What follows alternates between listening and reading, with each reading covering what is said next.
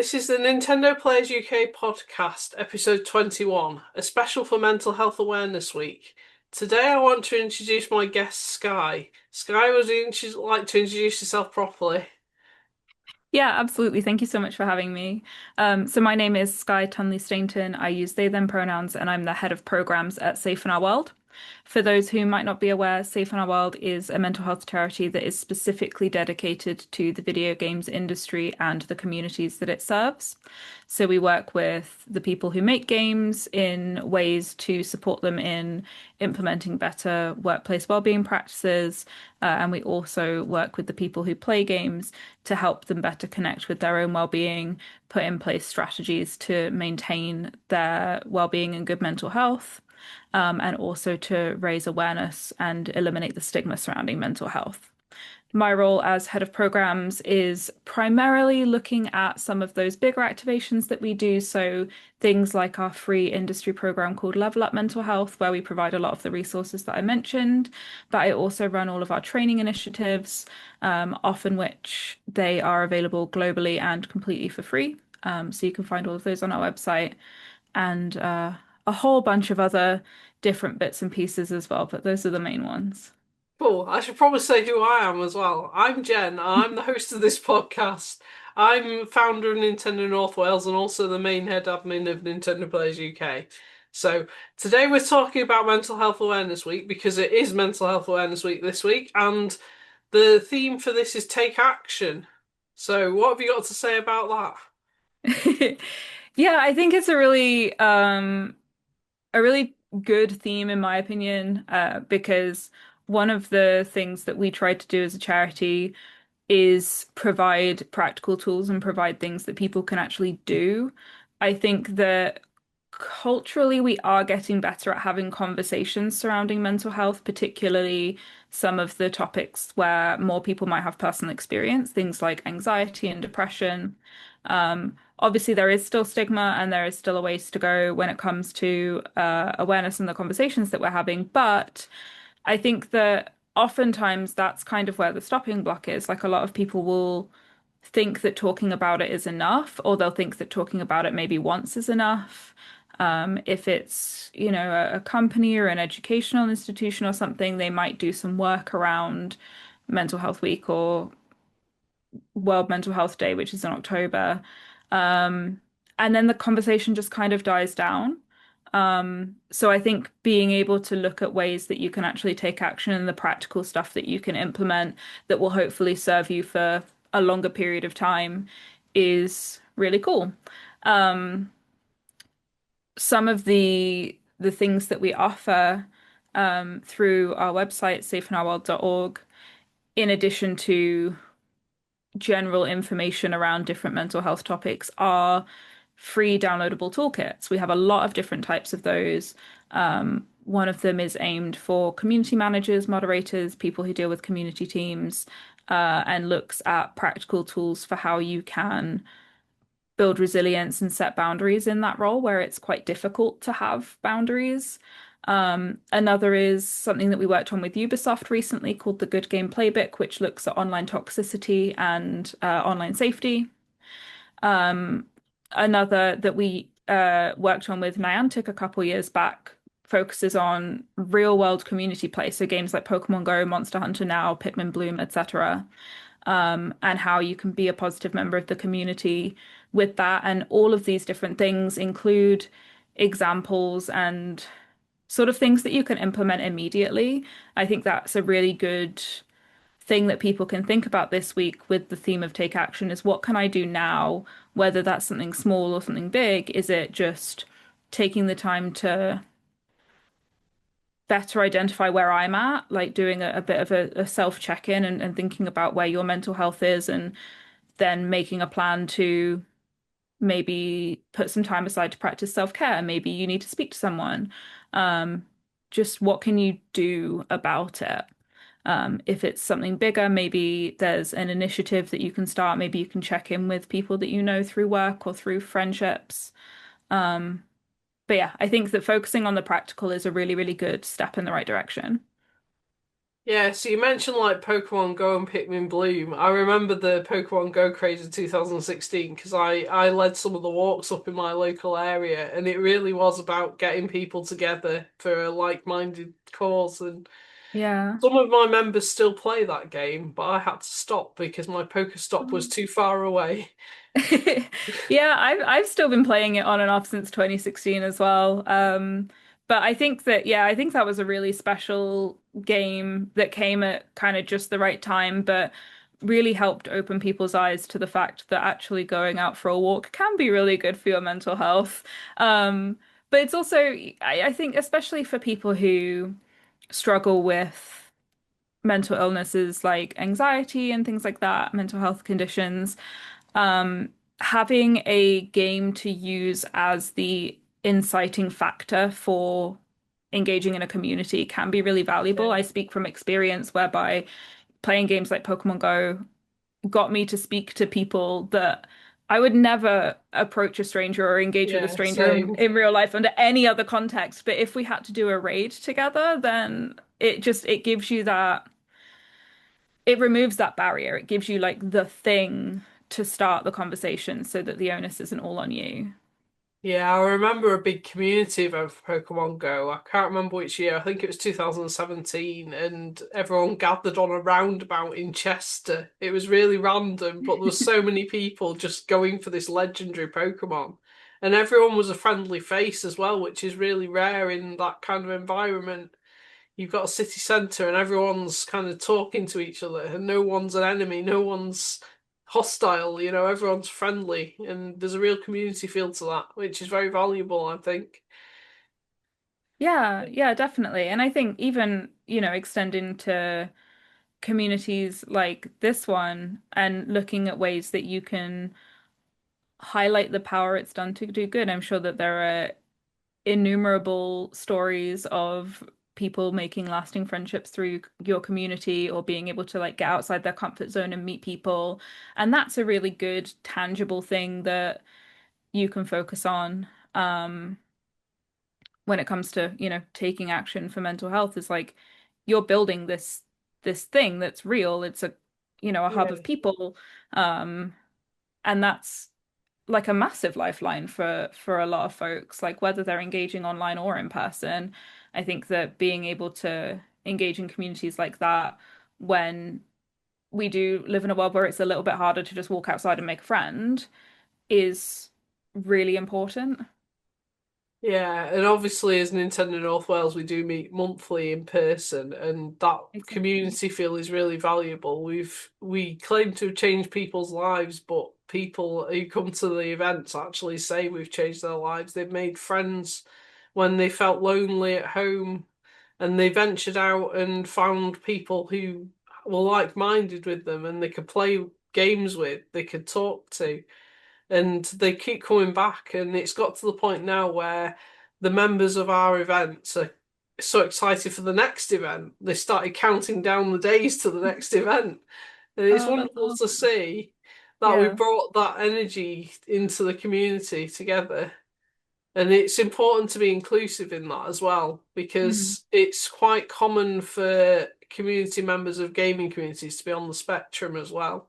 So we're very mindful of that, and we like to sort of cater for an open space, a safe space for everyone, no matter what the background is. And I hope Yeah. the other communities are similar as well. I like to think we're all similar under the same umbrella. But every community in our hub has got a different identity as well, and I think that's Mm. quite interesting and um, kind of interesting to see what the dynamics of them are. But Yeah, everyone's absolutely. spread out, so most people don't get to see their respective other communities. So, Mm. like, I've never seen Newcastle in action. I've never seen London in action because I live out in the sticks in North Wales. So, but yeah, Yeah, there's so many I think communities it's about now. yeah, the inclusivity element is super important as well. I think especially when it comes to um games in general or like any kind of specific community of people around a particular topic because invariably you are going to have people who gravitate toward that topic because it is a particular interest of them that can be linked to neurodivergence, um, or can be, something that if they have anxiety or depression that they've really latched onto that's been very meaningful to them in that moment of their life. So there's a lot of kind of stock held in the subject matter of the community, in this case, Nintendo stuff. Um, but if you've got those potential barriers in place, like if you are autistic, for example, it can be a lot more difficult to feel comfortable to engage in a community than when compared to a neurotypical person.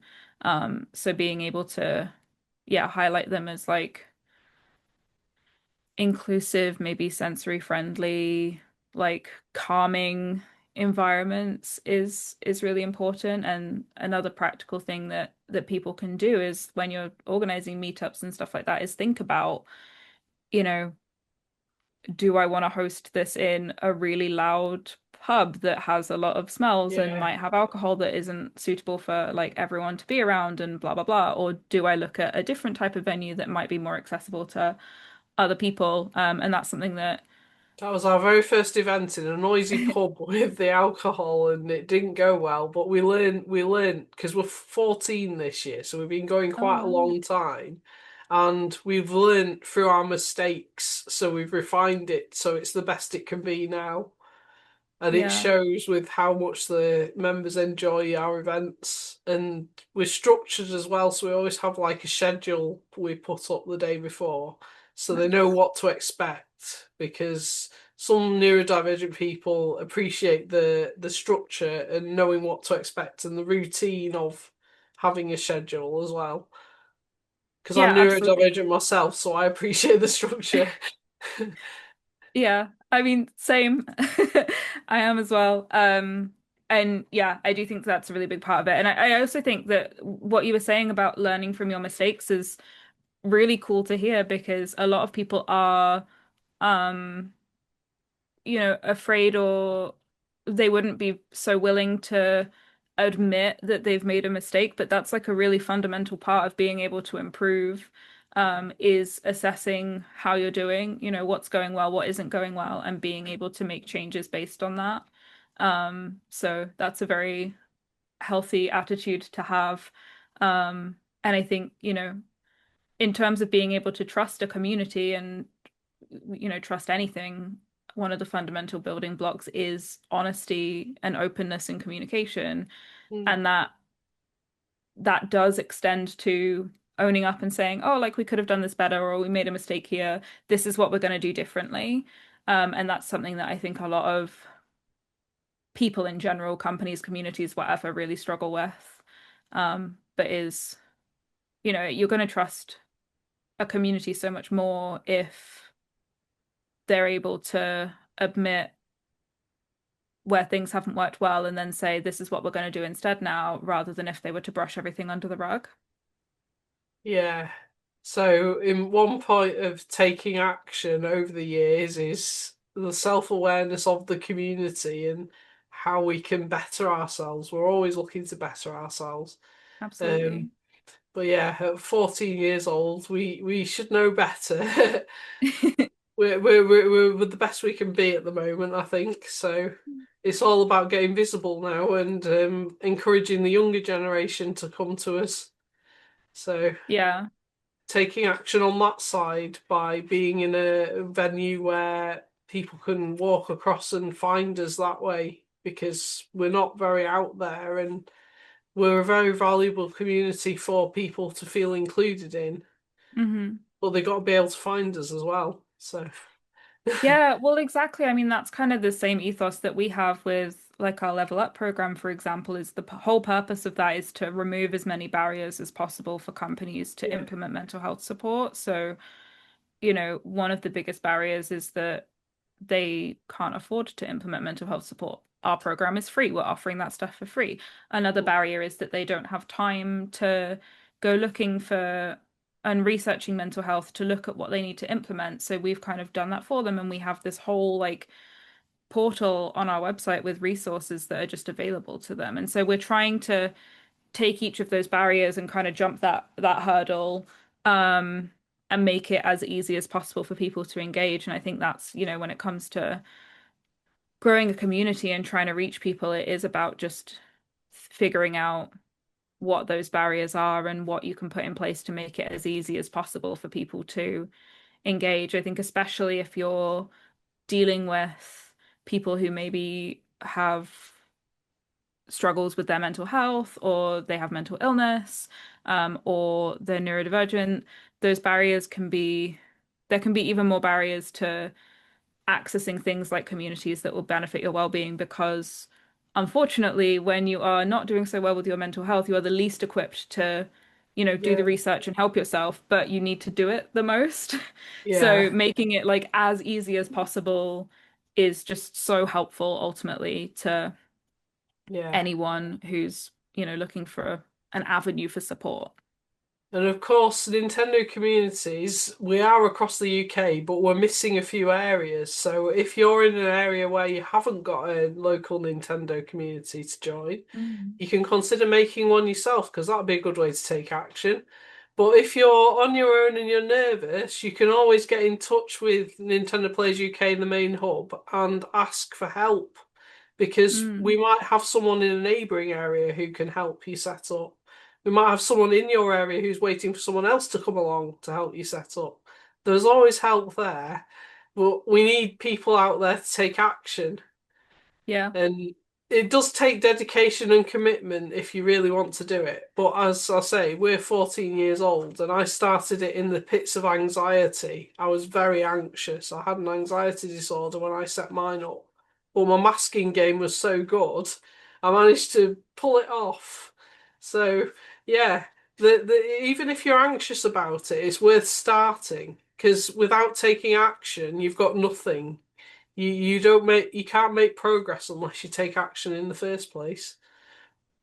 But the Yeah. action could be a little step to get you started. You don't have to take the giant leap onto the ladder. You can take a little step at a time, and you Yeah, can build exactly. And gradually. being able to lean on what support there is, like you said, there are so many people who have done this before, so you're not needing to do everything all on your own. You're not needing to start from scratch or reinvent the wheel or anything like that. You can take bits and pieces that have worked for other people and see what works for you, instead of, having all of the time intensive, like labor intensive effort of trying to do everything yourself. Like being able to ask people for help and see what's available out there is a brave thing to do for sure, but it's a really useful, um I guess, skill to be able to teach yourself, is to Yeah. be able to ask for help even when it's like daunting. So when I set it up, I was never on my own because we set it up just after we got married. So I've always been with my husband. Me and my husband run it together, and we're a great team. So if you've got a friend or a partner who can help, that Mm. immediately gives you a boost to set up. But if you're feeling lonely and haven't got anyone, that's when you can tap into the hub and ask for help. Don't be afraid to ask for help. There is help out there if you take action. So, as far as Safe in Our World goes, where's the best place for people to reach out if they want to connect with you? Well, you can find us at Safe in Our World on all social media platforms. So you can follow us over there. You can also visit our website, which is just safeinourworld.org. Or you can email us on hello@safeinourworld.com. Wonderful. So, there's lots of ways to reach out to your For sure. charity, and your charity is always doing good in the world with helping people get access to communities and stuff. So, Absolutely. thanks for being my guest today. I hope you've enjoyed our conversation. Yeah, thank you so much for having me.